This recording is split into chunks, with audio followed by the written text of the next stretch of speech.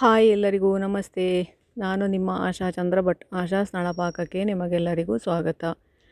ಇವತ್ತು ನಾವು ಸಿಂಪಲಾಗಿ ಒಂದು ಊಟವನ್ನು ಹೇಗೆ ಮಾಡ್ಬೋದು ಅಂತೇಳಿ ತೋರಿಸ್ತಾ ಇದ್ದೇನೆ. ಇದು ಹಲಸಿನಕಾಯಿ ಪಲ್ಯ, ಹಾಗೆಯೇ ಇದು ಅನಾನಸಿನ ಮೆಣಸ್ಕಾಯಿ ಥರ ಮಾಡಿದ್ದು. ನಾನು ಎಳ್ಳು ಕಪ್ಪಾದ ಕಾರಣ ಈ ಕಲರ್ ಬಂದಿದೆ. ಅದಕ್ಕೆ ಮೆಣಸ್ಕಾಯಿ ರೆಸಿಪಿ ಆಲ್ರೆಡಿ ನಮ್ಮ ಚಾನಲಲ್ಲಿ ಅಪ್ಲೋಡ್ ಆದದ್ದಿದೆ. ಈಗ ನೋಡಿ, ಇದು ನೀರುಳ್ಳಿ ಹೂವಿನ ಸಾರು, ನೀರುಳ್ಳಿ ಹೂವಿನ ರಸಮ್ ಸಿಂಪಲಾಗಿ ಹೇಗೆ ಊಟ ಮಾಡ್ಬೋದು ಅಂತ ಹೇಳೋದನ್ನು ತೋರಿಸ್ಕೊಡ್ತಾ ಇದ್ದೇನೆ ಇವತ್ತು. ಇದನ್ನು ಮಾಡಲಿಕ್ಕೆ ನಾನಿಲ್ಲಿ ಒಂದು ಅರ್ಧ ಕಪ್ ಆಗುವಷ್ಟು ತೊಗರಿಬೇಳೆಯನ್ನು ಒಂದು 4-5 ವಿಸಿಲ್ ಹಾಕಿ ಕೂಗಿಸ್ಕೊಳ್ತಾ ಇದ್ದೇನೆ. ಅದು ತಣ್ಣಗಾಗ್ತಾ ಇರಲಿ, ಅಷ್ಟೊತ್ತಿಗೆ ನಾವು ಉಳಿದ ಸಾಮಗ್ರಿಗಳನ್ನು ರೆಡಿ ಮಾಡುವ. 1 ಟೇಬಲ್ ಸ್ಪೂನಷ್ಟು ಎಣ್ಣೆ ಹಾಕ್ಕೊಂಡು 1 ಟೀ ಸ್ಪೂನು ಸಾಸಿವೆ, ಸ್ವಲ್ಪ ಇಂಗು, ಕರಿಬೇವು, ಹಾಗೆಯೇ ಒಂದು ಸ್ವಲ್ಪ ಬೆಳ್ಳುಳ್ಳಿ ಹಾಕ್ಕೊಂಡಿದ್ದೇನೆ. ಒಂದು 4-5 ಎಸಳು ಬೆಳ್ಳುಳ್ಳಿ ಹಾಕ್ಕೊಂಡಿದ್ದೇನೆ. ಇಲ್ಲಿ ಬೆಳ್ಳುಳ್ಳಿ ಇಷ್ಟ ಇಲ್ಲದವರು ಅದನ್ನು ಸ್ಕಿಪ್ ಮಾಡಿಕೊಳ್ಬೋದು, ಬೆಳ್ಳುಳ್ಳಿ ಹಾಕಲೇಬೇಕು ಅಂತೇನಿಲ್ಲ. ಬೆಳ್ಳುಳ್ಳಿ ಆರೋಗ್ಯಕ್ಕೆ ತುಂಬ ಒಳ್ಳೆಯದು.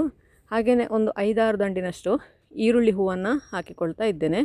ಖಾರಕ್ಕೆ 1-2 ಹಸಿಮೆಣಸು, ಒಂಚೂರು ಪೆಪ್ಪರ್ ಬೇಕಾದರೂ ಹಾಕ್ಕೊಳ್ಬೋದು. ನಾನು ಇದಕ್ಕೆ ಹಾಕಲಿಲ್ಲ ಎಂತ ಸಹ. ಒಂದು ಅರ್ಧ ಟೀ ಸ್ಪೂನಷ್ಟು ಬೆಲ್ಲ, ಹಾಗೆಯೇ 1 ಟೀ ಸ್ಪೂನಷ್ಟು ರಸಮ್ ಪೌಡ್ರ್ ಹಾಕ್ತಾ ಇದ್ದೇನೆ.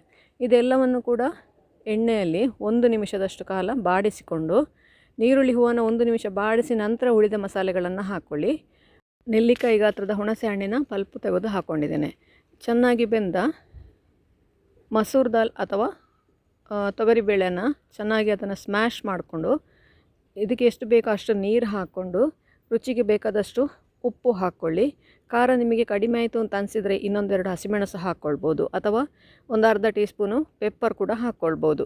ರುಚಿಗೆ ಎಷ್ಟು ಬೇಕೋ ಅಷ್ಟು ಉಪ್ಪು ಹಾಕ್ಕೊಳ್ಳಿ. ಎಷ್ಟು ತೆಳ್ಳಗೆ ಬೇಕೋ ಅಷ್ಟು ತೆಳ್ಳಗೆ ಮಾಡ್ಕೊಳ್ಳಿ. ಮೇಲಿಂದ ಒಂದು ಸ್ವಲ್ಪ ಕೊತ್ತಂಬರಿ ಸೊಪ್ಪು ಉದುರಿಸ್ಕೊಂಡ್ರೆ ನಮ್ಮ ರುಚಿಯಾದ ಆರೋಗ್ಯಕರವಾದ ಈರುಳ್ಳಿ ಹೂವಿನ ರಸಮ್ ರೆಡಿ ಆಯಿತು. ಇದನ್ನೀಗ ಚೆನ್ನಾಗಿ ಕುದಿಸ್ಕೊಂಡು ಒಂದು 3-4 ನಿಮಿಷ ಕುದಿಸ್ಕೊಂಡು ನಂತರ ಇದನ್ನು ಸೂಪಿನ ಹಾಗೆ ಕೂಡ ಕುಡಿಲಿಕ್ಕೆ ಸೂಪರಾಗಿರ್ತದೆ. ಅಷ್ಟು ಚೆನ್ನಾಗಿತ್ತು, ಅಷ್ಟು ಟೇಸ್ಟಿಯಾಗಿತ್ತು. ಇದು ನೀರುಳ್ಳಿ ಹೂವಿನ ಪರಿಮಳ, ಬೆಳ್ಳುಳ್ಳಿಯ ಪರಿಮಳ. ಸೂಪಿನಾಗಿ ಯೂಸ್ ಮಾಡೋಗಿದ್ದರೆ ಅದನ್ನು ಸೋಸಿಕೊಂಡು ಯೂಸ್ ಮಾಡ್ಬೋದು. ನೋಡಿ ಎಷ್ಟು ಚೆನ್ನಾಗಿ ಕುದೀತಾ ಇದೆ ಅಂತ ಹೇಳ್ಕೊಂಡು, ಎಷ್ಟು ಚೆನ್ನಾಗಿ ಕಾಣ್ತಾ ಇದೆ ಅದು. ಇದನ್ನು ಒಂದು 3-4 ನಿಮಿಷ ಕುದಿಸಲೇಬೇಕು. ಯಾಕೆಂದರೆ ಎಲ್ಲ ಫ್ಲೇವರ್ಗಳು ಕೂಡ ನಿಮಗೆ ರಸಮಿಗೆ ಬಿಟ್ಕೊಳ್ಬೇಕು ಅಂತಾದರೆ ಅದನ್ನು 3-4 ನಿಮಿಷ, 5 ನಿಮಿಷ ಆದರೂ ತೊಂದರೆ ಇಲ್ಲ, 5 ನಿಮಿಷವರೆಗೆ ಚೆನ್ನಾಗಿ ಕುದಿಲಿಕ್ಕೆ ಬಿಡಿ. ಅದನ್ನು ಸಣ್ಣ ಉರಿಯಲ್ಲಿ ಕುದೀತಾ ಇರಲಿ ಅದು. ಆವಾಗ ನಿಮಗೆ ಎಲ್ಲ ಫ್ಲೇವರ್ ಚೆನ್ನಾಗಿ ಬಿಟ್ಕೊಳ್ತದೆ. ಇಲ್ಲ ನೀವು ಗಡಿ ಬಿಡಿಯಲ್ಲಿ ಕುದಿಸ್ಕೊಂಡ್ರೆ ಯಾವ ಫ್ಲೇವರ್ ಕೂಡ ಅದು ಸರಿಯಾಗಿ ಬಿಟ್ಕೊಳ್ಳೋದಿಲ್ಲ. ಇದನ್ನು ನೀವು ಬುತ್ತಿಗೆ ತಗೊಂಡು ಹೋಗ್ಬೋದು, ಅಥವಾ ಬಿಸಿ ಬಿಸಿ ಸೂಪಿನ ಹಾಗೆ ಕೂಡ ಉಪಯೋಗಿಸಿಕೊಳ್ಬೋದು. ನಮ್ಮ ರುಚಿಯಾದ ಆರೋಗ್ಯಕರವಾದ ಈರುಳ್ಳಿ ಹೂವಿನ ಸೂಪು ರೆಡಿ ಆಯಿತು. ನೀವು ಕೂಡ ಒಮ್ಮೆ ಖಂಡಿತ ಟ್ರೈ ಮಾಡಿ ನೋಡಿ, ಹೇಗಾಯಿತು ಅಂತೇಳಿ ಕಮೆಂಟ್ ಮೂಲಕ ನನಗೆ ತಿಳಿಸಿ. ಲೈಕ್ ಕೊಟ್ಟು ಶೇರ್ ಮಾಡಿ. ನೀವಿನ್ನೂ ನಮ್ಮ ಚಾನಲನ್ನು ಸಬ್ಸ್ಕ್ರೈಬ್ ಮಾಡ್ಕೊಳ್ಳಿಲ್ಲ ಅಂತ ಸಬ್ಸ್ಕ್ರೈಬ್ ಮಾಡಿಕೊಂಡು ಪಕ್ಕದಲ್ಲೇ ಇರುವ ಬೆಲ್ ಐಕಾನನ್ನು ಒತ್ತಿ ನಮ್ಮನ್ನು ಸಪೋರ್ಟ್ ಮಾಡಿ. ಮುಂದಿನ ವಿಡಿಯೋದಲ್ಲಿ ಇನ್ನೊಂದು ಹೊಸ ಅಡುಗೆಯೊಂದಿಗೆ, ಇನ್ನೊಂದು ಹೊಸ ರೆಸಿಪಿಯೊಂದಿಗೆ, ಹಾಗೆಯೇ ಇನ್ನೊಂದು ಹೆಲ್ದಿ ರೆಸಿಪಿಯೊಂದಿಗೆ ಪುನಃ ನಿಮ್ಮನ್ನು ಭೇಟಿ ಆಗ್ತೇನೆ. ಧನ್ಯವಾದಗಳು.